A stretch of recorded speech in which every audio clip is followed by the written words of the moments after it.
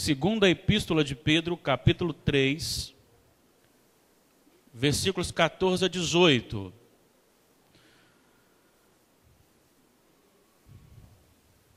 Convido os irmãos a se colocarem em pé, aqueles que podem.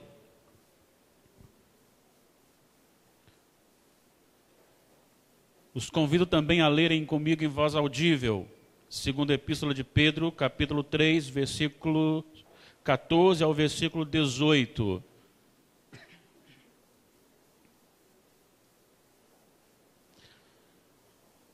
Leiamos. Por esta razão, pois, amados, esperando estas coisas, empenhai-vos por serdes achados por ele em paz, sem mácula e irrepreensíveis, e tende por salvação a longanimidade de nosso Senhor, como igualmente o nosso amado irmão Paulo vos escreveu, segundo a sabedoria que lhe foi dada, ao falar acerca destes assuntos, como de fato costuma fazer em todas as suas epístolas, nas quais há certas coisas difíceis de entender, que os ignorantes e instáveis deturpam, como também deturpam as demais escrituras, para a própria destruição deles. Vós, pois, amados, prevenidos como estáis de antemão, acautelai-vos. Não suceda que, arrastados pelo erro desses insubordinados, descaiais da vossa própria firmeza. Antes, crescei na graça e no conhecimento de nosso Senhor e Salvador Jesus Cristo. A Ele seja a glória, tanto agora como no dia eterno. Oremos. Pai, continue a falar no nosso coração. Ilumina-nos e edifica-nos, em nome de Jesus. Amém. Vamos para sentar. Eu quero, nesta noite, falar com os irmãos sobre o tema Enquanto Cristo não vem. Este é o nosso tema. Enquanto Cristo não vem. Esperar nunca é muito gostoso. Às vezes a gente chega no consultório médico e temos uma consulta marcada para determinado horário e já tem pessoas que já estão aguardando anteriormente a nós e quando chega o nosso horário o médico nem ainda chegou para consultar os primeiros. E normalmente nós ficamos ali, e é até interessante que algumas pessoas reclamam quando o médico demora muito na consulta. Às vezes o médico fica lá dando total assistência, e quem está esperando quer que termine rapidamente. Quando a gente chega na fila de banco, também esperar o nosso momento não é agradável. Então esperar sempre nos traz um sentimento, de certa forma, que causa em nós uma vontade imensa de deixar, de abandonar, de ir embora. Muitas pessoas fazem isso. Começam a esperar, começa a demorar, eles vão embora. Então esperar nunca é muito agradável, mas esperar é necessário. Pedro está escrevendo aqui a sua segunda epístola, e essa epístola ela é escrita justamente aos mesmos daqueles da primeira epístola. Aos forasteiros da dispersão, está lá na primeira de Pedro, capítulo 1, ele vai tratar disso. E ele trata então na segunda também referente a esses amados irmãos, capítulo 3, versículo 1.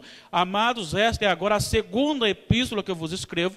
Então assim ele dirige novamente aos irmãos, e a finalidade de escrever aos irmãos é justamente aquilo que sempre aconteceu, acontece e acontecerá, que é a invasão de falsos mestres, falsas doutrinas, falsos ensinamentos. Capítulo 2, versículo 1, diz assim: assim como no meio do povo surgirão falsos profetas, assim também haverá entre vós falsos mestres, os quais introduzirão dissimuladamente heresias destruidoras, até o ponto de renegarem o soberano Senhor que os resgatou, trazendo sobre si mesmos repentina destruição. Também ele fala que essas próprias pessoas estarão usando da religiosidade ou da religião para obter lucros financeiros. Versículo 3 diz assim: também movidos por avareza, farão comércio de vós com palavras fictícias, para eles o juízo lavrado a longo tempo não tarda, e a sua destruição não dorme. Nós temos também no capítulo 3, no versículo 3, dizendo o seguinte: tendo em conta, antes de tudo, que nos últimos dias virão escarnecedores, e esses escarnecedores, eles estarão apontando para a aparente demora ou o aparente atraso da volta de Cristo. E muitas pessoas às vezes perdem esta visão da volta de Cristo e por isso são levados e são incentivados a abandonar a carreira cristã, a vida cristã. E Pedro vai dizer aqui que a vinda do Senhor ela é certa, ela acontecerá. E ele continua dizendo no versículo 4 do capítulo 3, onde está a promessa? Esta é a pergunta feita pelos escarnecedores. Porque desde que os pais dormiram, todas as coisas permanecem como desde o princípio da criação.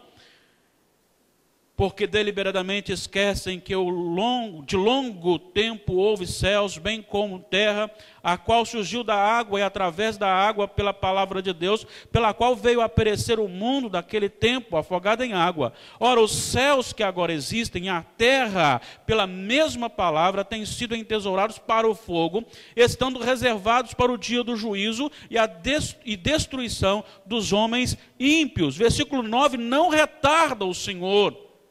Não retarda o Senhor. No versículo 13, nós, porém, segundo a sua promessa, esperamos novos céus e nova terra, nos quais habita a justiça. Então, o que Pedro está aqui enfocando é justamente a necessidade de ter um conhecimento real das Sagradas Escrituras, da promessa de Deus, e que realmente Cristo voltará. E agora? Enquanto Cristo não vem, o que fazer? O texto lido apresenta aqui algumas lições e eu quero destacá-las. Vamos ver, em primeiro lugar, que enquanto Cristo não vem, eu devo viver preparado para o encontro com Ele. Diz respeito à preparação, diz respeito à minha vida com o Senhor. Ele vai dizer assim, por esta razão, por qual razão? Pela razão que Cristo voltará, e haverá então aqueles que serão punidos com o castigo eterno, e aqueles que serão salvos. Por esta razão, novo céu, nova terra, nós que somos amados de Deus, devemos, esperando no Senhor, empenharmos, ou seja, desenvolver com aptidão uma vida aprovada pelo Senhor. Estar preparado para encontrar com o Senhor. E ele vai dizer aqui, empenhai-vos por seres achados por Ele, em paz, sem mácula e irrepreensíveis. A palavra achados por Ele fortalece justamente a ideia de que Cristo voltará. E quando diz achados por Ele, quer dizer que Ele voltará sem que saibamos qual é o dia, qual o horário, qual o instante da volta de Jesus. O próprio Senhor Jesus disse que Ele voltará, assim como o relâmpago, tão rapidamente, e as pessoas contemplarão, sem saber até então o que está acontecendo, e a partir deste acontecimento, saberão que Cristo está voltando, porque a trombeta soou, Cristo então veio, e a igreja será chamada para encontrar com Ele nas nuvens. Mas será como relâmpago. Quando perguntaram para Jesus sobre qual seria o dia, Jesus disse que não era a função dele saber o dia, nem ele, nem ninguém, nem os anjos, a não ser o Pai, é da autoridade do Pai saber o dia. O Pai determinou o dia da volta de Cristo, assim como Paulo escreve aos Gálatas, dizendo que o nascimento foi num dia pré-determinado, a volta de Jesus também é programada, ela é determinada por Deus Pai Todo-Poderoso, e este dia acontecerá, e para que quando Cristo chegar, não nos ache então fora, nós temos que estar preparados. De que forma? Empenhando por sermos achados em paz, sem mácula. irrepreensíveis. Como que eu tenho paz com Deus? Romanos capítulo 5, versículo 1, Paulo responde: justificados, pois, mediante a fé, temos paz com Deus. Então a nossa paz está embasada na justificação que encontramos em Cristo. E a nossa justificação, ela não está numa ação humana, mas ela está numa ação divina. A justificação para os justificados é uma ação passiva. Nós recebemos a justificação. É Cristo que morreu na cruz, é Cristo que pagou o pecado, é Cristo que nos deu a salvação. Quando nós olhamos para a epístola de Paulo aos Colossenses, capítulo 2, versículo 14, vai dizer que havia uma dívida e essa dívida foi paga em Cristo Jesus. Então nós temos paz com Deus através de Jesus e ser achado por Ele nele. Porque Ele ainda está à destra de Deus, se faz presente no nosso coração pelo Espírito Santo, mas ainda não se consumou a sua volta. Então está preparado para este dia, para não sermos apanhados de surpresa. Jesus chamou a atenção daqueles discípulos e todos os religiosos da época, contando a parábola das 10 virgens. Ele diz que 5 estavam preparadas e 5 despreparadas. E não adianta voltar e querer resolver a situação. Quando Cristo voltar, a pessoa tem que estar preparada, porque se não estiver preparada, não irá com o Senhor para o céu. Ele receberá o castigo. Ele não receberá a vida eterna com Cristo. Mas por que Paulo trabalha essa questão da preparação? Justamente pelo contexto, pelo contexto da distância, pelo tempo da morte, ressurreição, assunção de Cristo e a sua volta. Pedro vai dizer aqui no capítulo 3, versículo 9, não retarda o Senhor a sua promessa, como alguns a julgam demorada. Pelo contrário, Ele é longânimo. Então Cristo não voltou ainda, é porque Ele é longânimo, talvez para com a sua vida. Porque eu, pela graça e só pela graça, já fui recebido no céu, pela fé.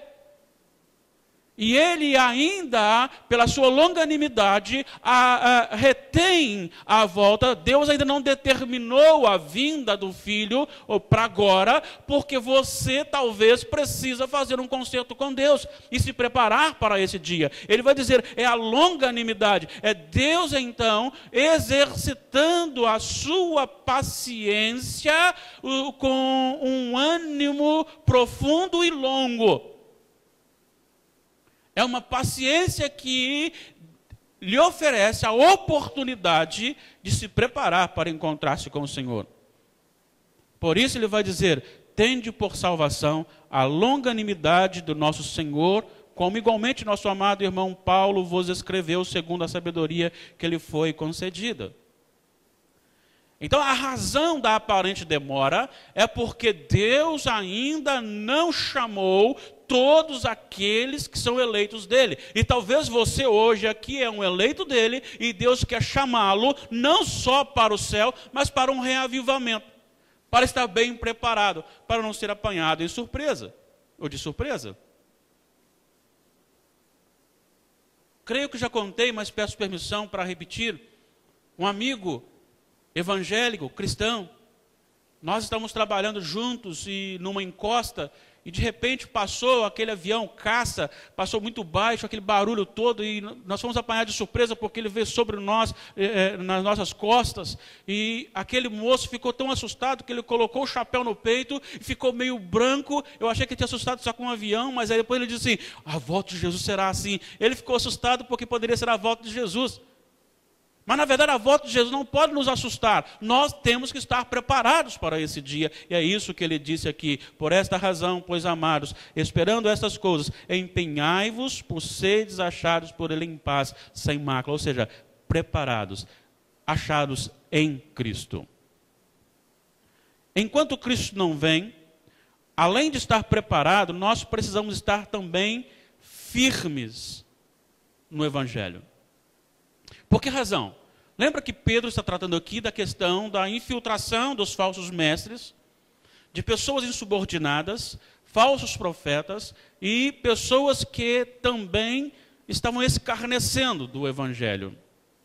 Ele vai dizer aqui também que, na verdade, existem algumas coisas que são difíceis de serem entendidas, como ele cita aqui o apóstolo Paulo escrevendo coisas difíceis de serem entendidas, e que as pessoas ignorantes pegavam essas dificuldades e tornava-as então um empecilho para que toda a palavra de Deus fosse a verdade.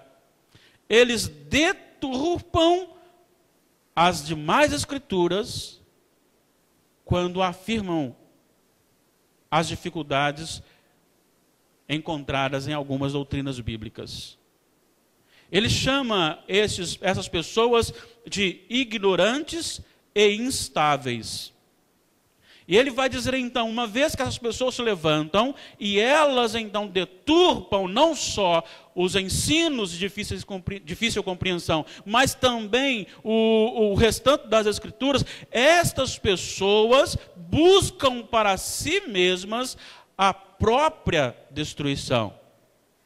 Por quê? Porque elas jogam o evangelho de lado e questionam a veracidade das Sagradas Escrituras. E por isso, então, Pedro diz: vós, pois, amados, prevenidos como estáis de antemão, acautelai-vos. Não suceda que sejais arrastados. Versículo 17. E descaiais da vossa própria firmeza, andando nos erros desses insubordinados. Firmeza. Firmeza. Talvez essa seja uma palavra necessária para o contexto atual da igreja. Firmeza no conhecimento, firmeza na conversão, firmeza em Cristo. Nós cantamos o último hino aqui: nada poderá me separar do amor de Deus. Nada me separará do amor de Deus. Esta firmeza, ela tem que estar presente na nossa vida constantemente, porque uma vez que surgem novas e erradas doutrinas, então heresias, nós precisamos estar firmes nas Sagradas Escrituras. E uma coisa que tem mexido com o meu coração é justamente a questão da conversão pelos meios humanos carnais. Pode perceber, toda aquela pessoa que se converte pelos meios carnais, ela tem dificuldade na firmeza. Se ela se converte por um programa interessante, ela tem dificuldade na firmeza. Mas aquele que se converte pela palavra de Deus, e não interessa qual seja o programa, mas essa pessoa estará sempre firme nas doutrinas do Senhor. Vamos lembrar aqui da igreja primitiva. E perseveravam na doutrina dos apóstolos, na comunhão, no partir do pão e nas orações. Não é a doutrina presbiteriana, não é a doutrina do pastor Everson, não é a doutrina de A ou B, é a doutrina dos apóstolos, é a palavra de Deus escrita. E isso às vezes tem me incomodado, porque muitas pessoas têm pensado em reescrever a Bíblia. Outras pessoas têm anunciado: eu não concordo com a Bíblia nessa parte. Eu conheço um jovem assim. Ele disse que não concorda muito com um texto da palavra. Tem um apresentador aí que é denominado de apóstolo. Ele chegou a dizer assim, quando ele leu lá que a mulher deve ser submissa ao marido e fique calada na igreja, e ele, por não conhecer o contexto, ele disse assim: de apóstolo para apóstolo, Paulo, você deu uma derrapadinha aqui. Ele se achou na autoridade de julgar o apóstolo Paulo, não porque o apóstolo Paulo fosse um semideus, mas o que está escrito pelo apóstolo Paulo foi por inspiração. E se foi por inspiração, ela não pode ser questionada. E aqui nós vemos agora, neste versículo 16, a confirmação que Pedro tinha dos escritos de Paulo ser realmente inspirados pelo Senhor. Estar firme na palavra de Deus, não ser jogado de um lado por outro, não ser levado como crianças que não têm firmeza de conhecimento. Nós precisamos conhecer bem as Sagradas Escrituras para que possamos permanecer firmes. E aí vem então o terceiro passo. Enquanto Cristo não vem, Primeiro, eu tenho que estar preparado, viver preparado. Em segundo lugar, eu preciso ter firmeza doutrinária. E em terceiro lugar, eu preciso crescer no conhecimento. Então a palavra-chave aqui é conhecimento. Para que você não seja então manipulado pelo falso mestre. Para que você não seja manipulado por este mundo. Olha que Paulo fala aos Romanos capítulo 12, versículos 1 e 2, rogo-vos, pois, irmãos, pela misericórdia de Deus, que apresenteis o vosso corpo por sacrifício vivo, santo e agradável a Deus, que é o vosso culto racional. E não vos conformeis com este século, mas transformai-vos pela renovação da vossa mente, para que experimenteis qual seja a boa, agradável e perfeita vontade de Deus. Eu preciso conhecer o Senhor. E não estou dizendo aqui de ter um conhecimento sobre Deus. Eu preciso conhecer a Deus, é diferente. Conta-se que algumas pessoas foram recitar o Salmo 23, e aí, então o artista foi lá para frente e fez aquela apresentação, e o público se levantou e aplaudiu tal a beleza daquela exposição no Salmo 23. E de repente levantou uma senhora, e aquela senhora então foi recitar também o Salmo 23. E quando ela terminou, ao invés de arrancar aplausos, ela arrancou lágrimas. O povo estava chorando, e chorando muito. E aí alguém perguntou qual a diferença, e ela respondeu: ele conhece o Salmo do Senhor, é meu pastor. Eu conheço o pastor do Salmo. É a intimidade com Deus. Conhecimento de Deus vai muito além do que simplesmente ter algo, identificar algo sobre alguém. Este conhecimento tratado aqui, ele diz respeito a uma intimidade profunda. Se lembram lá quando Jesus nasceu? A palavra de Deus diz que José não conheceu Maria até o nascimento de Jesus. Ele se casou com Maria, mas ele não manteve, não consumou o casamento até o nascimento de Jesus. Ele não a conheceu até o nascimento de Jesus. Então a palavra para conhecer aqui, ela é uma intimidade relacionada à consumação do casamento, quando neste ato os dois se tornam uma só carne. É a mais profunda intimidade entre pessoas. E aqui é justamente essa questão, conhecer a Jesus. Crescer neste conhecimento. É ter intimidade para identificar quando alguém está falando e alguém não está falando da parte de Deus. É ter capacidade de identificar que aquilo que foi tratado não diz respeito a Deus que nós conhecemos. E eu vou citar aqui um exemplo. O evangelho pregado hoje está um evangelho bem distante de Jesus. Enquanto você ouve com abundância a seguinte expressão: aceite a Cristo, venha para a igreja, faça uma boa oferta para que você receba tudo em dobro, porque você é filho do rei, você não pode ser pobre. Jesus disse: o filho do homem não tem onde reclinar a cabeça. Jesus disse: invista no céu, onde ninguém pode tirar, não aqui na terra. É totalmente diferente. Como eu vou detectar então? Conhecendo Jesus. E Jesus não condenou a riqueza, mas ele disse que a riqueza é um grande empecilho para o conhecimento e intimidade com Deus. Por isso ele diz assim, para aquele jovem rico: uma coisa só te falta. O rico era religioso. Possivelmente ele frequentava o templo. Possivelmente ele guardava os mandamentos. Ele mesmo disse: em tudo isso tenho observado desde a minha infância, a mocidade. E Jesus fala: falta uma coisa. Entre Deus e você está a sua riqueza. Vai, vende tudo que tens, dá aos pobres e terás um tesouro no céu.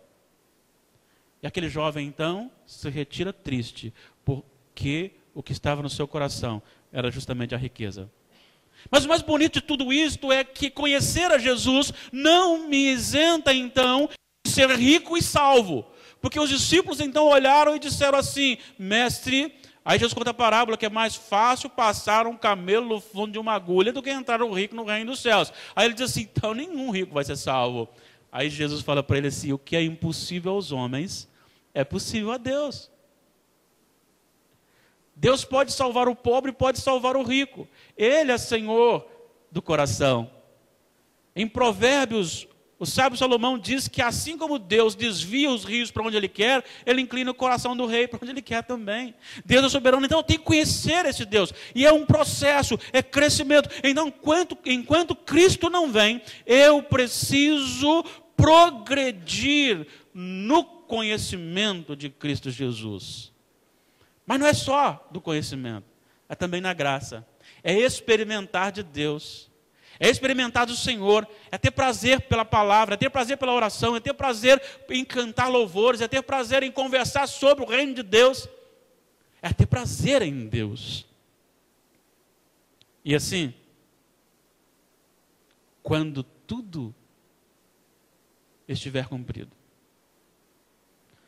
quando a igreja terminar a sua missão, então Cristo voltará. E Ele achará alguns em paz. E você, se Cristo voltar hoje, você será achado em paz? Daniel, capítulo 12, diz que no último dia, alguns ressuscitarão para a glória de Deus, outros para a vergonha eterna. Hoje lhe é oferecido, mais uma vez, a oportunidade de estar em Cristo, de estar preparado, de receber a reconciliação com Deus. E você é desafiado hoje a se manter firme nessa decisão. E você, e ao seu coração e ao meu, nos é oferecido a bênção, a grande bênção da intimidade profunda com Jesus e do gozo nele. Eu não sei como está seu coração, eu não sei como você está vivendo, eu não sei qual é o seu temor da volta de Cristo, mas eu quero lhe dizer o seguinte: Deus hoje manda falar ao seu coração que este temor pode ser tirado agora do seu coração. Basta você crer em Jesus, confessá-lo publicamente como Senhor da sua vida e viver para a glória dele sempre. Deus o abençoe. Amém. Nós estamos chegando ao final. Nós agradecemos mais uma vez nossos amados e amadas que estão presentes. Deus abençoe muito a sua vida, abençoe muito o seu coração. Saiba, Deus lhe ama e Deus me ama, porque Ele me fez meditar neste texto e me fez pregar sobre ele, não para você, mas para nós.